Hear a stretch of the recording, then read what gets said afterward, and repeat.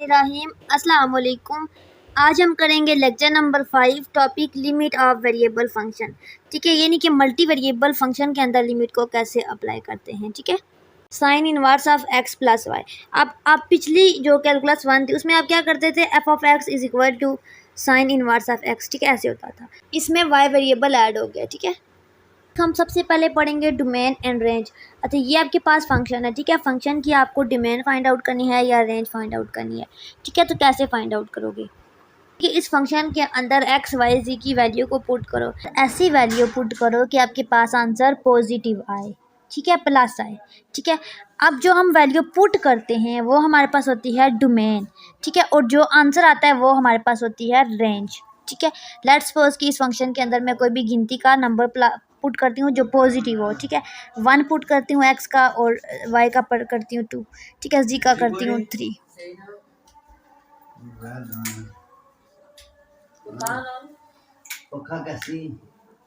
अब आप बोलो ना। एक्स की पुट करते हैं 1, वाई की पुट करते हैं 2 और जी की पुट करते हैं 3।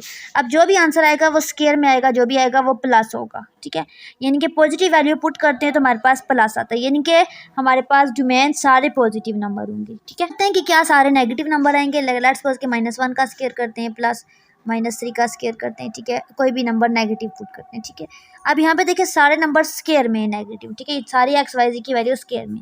तो जब भी नेगेटिव नंबर ठीक है स्क्वायर से बाहर आता है वो पॉजिटिव होता है, यानी कि आंसर पॉजिटिव आएगा। यानी कि जितने भी नेगेटिव नंबर है ठीक है वो पुट करने से भी हमारा आंसर पॉजिटिव आएगा, यानी कि डोमेन में सारे नेगेटिव नंबर आएंगे। तो क्या प्रूव हुआ कि हमारे पास डोमेन में सारे पॉजिटिव नंबर भी आएंगे और सारे नेगेटिव नंबर भी आएंगे, यानी कि सारी स्पेस आ जाएगी। अब इसकी डोमेन कैसे लिखते हो, या तो आप लिखोगे इंटायर स्पेस या आप लिख सकते हो -इन्फिनिटी से +इन्फिनिटी, यानी कि सारे नंबर ऐसे भी लिख सकते हो, या फिर आप इसको लिख सकते हो -इन्फिनिटी से 0। ठीक है, 0 से +इन्फिनिटी। सब इन सब को लिखने का एक ही मतलब होता है। ठीक है, यानी कि पूरी नंबर लाइन हमारे पास सिर्फ पॉजिटिव वैल्यू आती है। मैंने कहा था ना रेंज पॉजिटिव वैल्यू आएगी, तो 0 से इन्फिनिटी इसकी रेंज आ जाएगी। ठीक है, यानी कि 0 क्लोज है, यहाँ से क्लोज है और यहाँ से ओपन है, यानी कि 0 से स्टार्ट हो रहे हैं और एंड पे जा रहे हैं। ठीक है, 0 से पीछे वाले नहीं आएंगे। यहाँ पे हम क्या करेंगे, डोमेन में इंटायर स्पेस आ जाएगी, वही क्वेश्चन। ठीक है, पूरी, सिर्फ 0 नहीं आएगा। 0 क्यों नहीं आएगा, जब भी हमारे पास आंसर 1/0 आता है ठीक है तो वो आंसर इन्फिनिटी हो जाता है।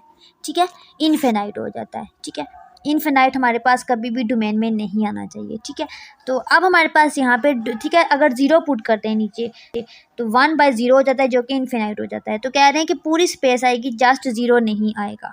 ठीक है, 0 को छोड़ के सारे नंबर आएंगे। अब यहाँ पे हमारे पास क्या है, इसकी रेंज क्या होगी, वो 0 से इन्फिनिटी होगी। ठीक है, 0 से पीछे वाले नंबर भी आ सकते हैं। ठीक है, और 0 से आगे वाले भी आ सकते हैं। अच्छा, यहाँ पे हमारे पास है x y log nature of जी, इसकी डोमेन क्या होगी।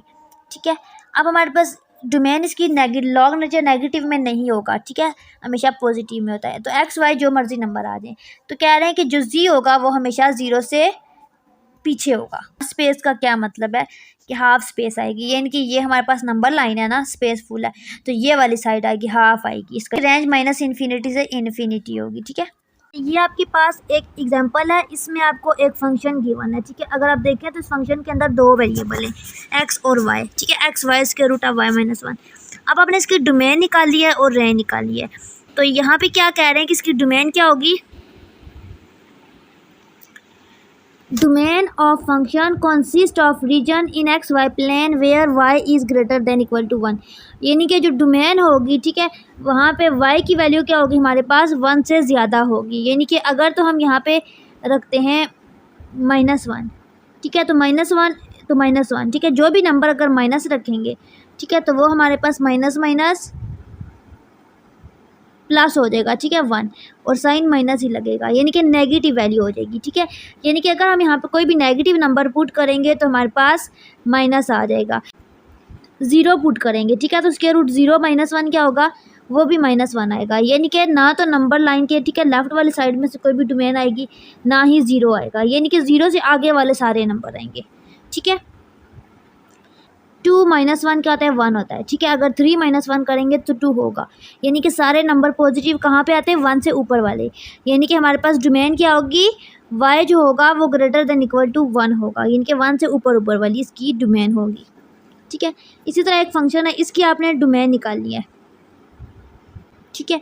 तो कह रहे हैं कि इसकी जो भी डोमेन होगी ना वो x square plus y square की जो भी आप वैल्यू पुट करोगे ना वो आपके पास 4 से ऊपर ऊपर आएगी। देखो कैसे, अब यहाँ पे -4 है, ठीक है। तो यहाँ पे कोई भी नंबर अगर, ठीक है, 4 से नीचे होगा, ठीक है, तो वो हमारे पास क्या हो जाएगा, नेगेटिव हो जाएगा। तो डोमेन नेगेटिव नहीं होनी चाहिए, इसलिए हमारे पास 4 से ऊपर वाला होगा। अगर तो हम 4 रखते हैं यहाँ पे तो 4 - 4 आपके पास 0 हो जाएगा, यानी कि हमारे पास 4 से ग्रेटर देन होगी, ठीक है। अच्छा, log nature of x y, इसकी डोमेन क्या होगी। लॉग नेचर के अंदर वेरिएबल एक्स वाई यूज़ हो रहा है। अब एक्स वाई हमारे पास क्या होगा, 0 से ऊपर होगा, ठीक है। लॉग नेचर नेगेटिव नहीं हो सकती, ठीक है, कोई भी नेगेटिव वैल्यू हो तो 0 से ऊपर ऊपर वैल्यू होगी, ठीक है। लॉग नेचर 0 भी नहीं होगी, ठीक है। जब भी आपके पास कोई एग्जांपल आ जाए लॉग नेचर वाली, उसकी डोमेन हमारे पास नेगेटिव नहीं होगी, 0 से ग्रेटर होगी, ठीक है। डोमेन फाइंड आउट करनी है। अच्छा, इसमें हमारे पास क्या आएगा, entire region of 3 dimensional space. अब 3 डायमेंशनल स्पेस क्यों है, क्योंकि यहाँ पे एक्स वाई जी 3 चीज़ें यूज़ हो रही हैं, इनके 3D प्लेन की सारी चीज़ें आ जाएंगी इसके अंदर, ठीक है। उसके बाद हमारे पास इस फंक्शन की डोमेन क्या होगी, तो यहाँ पे क्या कह रहे हैं कि जो ऊपर वाला पोर्शन है 4 - x स्क्वायर, ठीक है, ये 0 से ऊपर होगा, पॉजिटिव होगा, क्योंकि मैंने क्या कहा था स्क्वायर रूट के अंदर कोई भी नेगेटिव वैल्यू नहीं होनी चाहिए। यानी कि पहली कंडीशन क्या है कि हमारे पास डोमेन जो है वो हमारे पास 0 से बड़ी होगी, यानी कि नेगेटिव साइड नहीं होगी, ये वाली साइड होगी, ठीक है। दूसरी कंडीशन हमारे पास क्या है कि नीचे हमारे पास 0 नहीं होना चाहिए, ठीक है। तो इस तरीके से ये हमारे पास इस फंक्शन की डोमेन आ जाएगी। अब इसको सॉल्व आउट करेंगे तो हमारे पास क्या आ जाएगा, 4 एज इट इज़ रहेगा, ठीक है, और लेस देन इक्वल टू, और एक्स स्क्वायर हमारे पास इस साइड पे आ जाएगा, ठीक है। तो हमारे पास आ जाएगा x square is less than equal to 4, ठीक है। यानी कि हमारे पास डोमेन अगर स्क्वायर को ख़त्म करेंगे यहाँ पे, ठीक है, तो स्क्वायर रूट आ जाएगा, यहाँ पे एक्स आ जाएगा और यहाँ पे 2 का स्क्वायर होता है, ठीक है।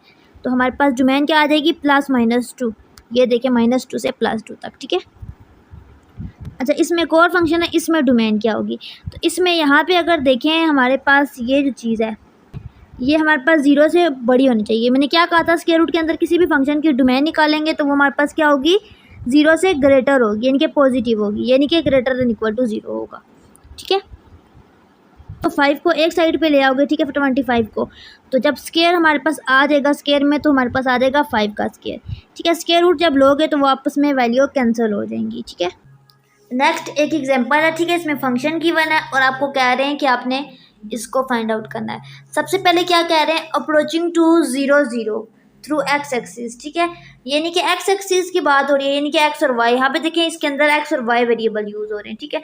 जहाँ पे एक्स है वहाँ पे हमने 0.5 पुट करना है और जहाँ पे वाई है वहाँ पे हमने 0 पुट करना है। अब अप्रोचिंग थ्रू एक्स कर रहा है ना, तो एक्स की सारी वैल्यू होंगी, बाकी वाई की सारी वैल्यू 0 पुट की हुई है, ये देखें, ठीक है। एक्स की कोई ना कोई वैल्यू पुट की है और वाई की 0 वैल्यू पुट की है, ठीक, 0, वाई की भी 0, तो वाई की सारी 0 होंगी और एक्स अप्रोच कर रहा है तो एक्स की वैल्यू हमारे पास 0 के दरमियान में होंगी, -0 से लेकर +0 के दरमियान में, 0.5 0.25 0.1 -0.25, ठीक है, ऐसे, ठीक है। नेक्स्ट आप में अप्रोचिंग टू वाई कर रहे हैं तो हमारे पास एक्स की सारी वैल्यू 0 0 होंगी और वाई की वैल्यू भी 0 होंगी, लेकिन 0.1 0.001 0. ऐसे, ठीक है, कोई भी ले सकते। तो सिंपली क्या किया हमने, इस फंक्शन के अंदर जहाँ पे एक्स था, ठीक है, यहाँ पे वहाँ पे 0.5 पुट किया, जहाँ पे वाई था वहाँ पे 0 पुट किया, सॉल्व आउट किया तो हमारे पास 0.25 आ गया, ठीक है। इसी तरीके से ये सारी आपने करनी है, सेम आपने वाई के लिए भी करनी है, ठीक है, ऐसे आपने करनी है। अच्छा जी, यहाँ पे क्या कह रहे हैं कि एक और फंक्शन है, ठीक है, यूज़ हो रहा है, तो एक्स एक्सिस अप्रोच कर रहा है तो वाई वाली सारी वैल्यू 0 होंगी और एक्स वाली वैल्यू 0 के दरमियान में होंगी, ठीक है। इसी तरह approaching to y is equal to x करना है, यानी कि वाई की जो भी वैल्यू होगी वही एक्स की होगी, यानी कि अगर हम वाई के यहाँ पे 0.5 पुट कर रहे हैं एक्स की तो वाई की भी यही करेंगे, 0.25 कर रहे हैं तो 0.25 करेंगे, ठीक है। सारे केसेस में एक्स और वाई की वैल्यू सेम होगी, ठीक है। पुट करेंगे, सॉल्व आउट करेंगे, हमारे पास ये आंसर आ जाएगा। इसी तरह ये वही एग्जांपल है जो ऊपर x y is equal to x square plus y square है, ठीक है, along y is equal to 0, ठीक है। तो ये वाली वैल्यू है, इसका आंसर क्या है, ये वाला पॉइंट, ठीक है। तो सॉल्व आउट करके 0 आया था, ठीक है। Y is equal to f of x पे हमारे पास 0.5 आंसर आया था, ठीक है। ये वही चीज़ है जो टेबल में लिखी हुई थी, अब हमारे पास लिमिट की फॉर्म में लिखी हुई है। तो ये देखें वाई के अलॉन्ग जब किया था तो 0.5 आया था, ठीक है। वही टेबल से देख के अपने आंसर लिख लेने, ठीक है, वही इन्हें लिमिट की फॉर्म में लिखे हुए हैं, ठीक है, सारे as it is. Non existence of limit, यानी कि किस केस में लिमिट एग्जिस्ट नहीं करती। तो यहाँ पे कह रहे हैं कि अगर हमारे पास एक फंक्शन है, ठीक है, उस पर लिमिट अप्लाई करें, ठीक है, तो हमारे पास दो या ज़्यादा मुख्तलिफ आंसर देते हैं, ठीक है, या एक्स वाई अप्रोच कर ए बी को, ठीक, डिफरेंट पाथ हो, ठीक है, तो हम क्या कहते हैं कि लिमिट एग्जिस्ट नहीं करती, ठीक है, पाथ अगर डिफरेंट हो जाए तो, ठीक है।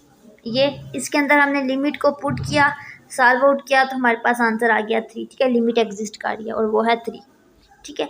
इसी तरीके से हमारे पास एक और एग्जांपल है लिमिट की, ठीक है, x y square root x square plus y square, x की जगह पे 0, वाई की जगह पे 0। अब इसको सॉल्व आउट करते हैं। एक्स है r cos theta, y is equal to r sine theta, तो सिंपल वाई की जगह पे ये वैल्यू को पुट करना है। नीचे हमारे पास square root x square plus Y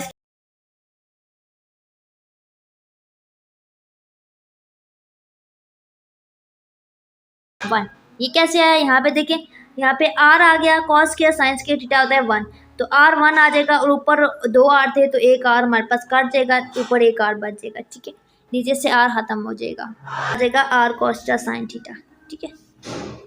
अच्छा, लिमिट के रूल ये इंपॉर्टेंट है, ये आपने हर हाल में करने, स्किप नहीं करने। लिमिट के रूल होते हैं कि अगर आपके पास एक फंक्शन पे लिमिट अप्लाई कर रहे हैं L1 के इक्वल है, ठीक है, दूसरा फंक्शन है उस पर लिमिट अप्लाई करते हैं वो L2 है, यानी कि दो चीज़ें आ गई हैं, दो फंक्शन आ गए। अब हमने क्या करना है, अगर हमारे पास, ठीक है, फंक्शन के साथ कोई भी गिनती का नंबर मल्टीप्लाई हो रहा है, ठीक है, कांस्टेंट नंबर c, ये हमारे पास फंक्शन है, ठीक है, और साथ c कांस्टेंट है, तो c L1 लिख लेंगे, यानी कि कांस्टेंट को अलग कर लेंगे और लिमिट को L1 लिख लेंगे। अच्छा, एक और फंक्शन है और दो फंक्शन प्लस हो रहे हैं तो L1 प्लस L2 लिख लेंगे। दो फंक्शन माइनस हो रहे हैं तो शॉर्ट फॉर्म में L1 माइनस L2 लिख लेंगे। अगर दो फंक्शन मल्टीप्लाई हो रहे हैं तो L1 L2 मल्टीप्लाई लिख लेंगे। अगर दो फंक्शन डिवाइड हो रहे हैं तो L1 डिवाइडेड बाय L2 करेंगे, और कभी भी डिनोमिनेटर में, यानी कि नीचे 0 नहीं होगा, यानी कि नीचे L2 है तो वो 0 नहीं होगा, ठीक है। ये इंपॉर्टेंट है, आपने करने MCQs में आपसे पूछेंगे, ठीक है, बहुत ज़्यादा इंपॉर्टेंट है, ठीक है। ये सारे रूल आपने अच्छे से करने हैं। यहाँ पे आज का लेक्चर एंड हो गया, ठीक है।